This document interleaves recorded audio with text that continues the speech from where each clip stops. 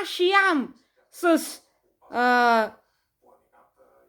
с лъжици. Това не е модерно. Модерно е с клечки да се еде. Нали така? Точно така.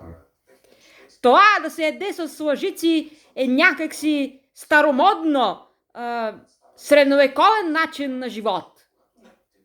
Аз живея 21 век, 2031 година и трябва да ям по съвременен начин, с клечки.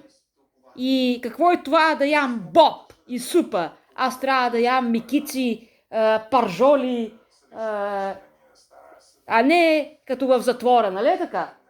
Да. И някакви макарони трябва да ям, нали е така? Какво е това? Обида. Какво е това лимонада? Това пак е обида. Да пия лимонада. Има кола, фанта, друго какво?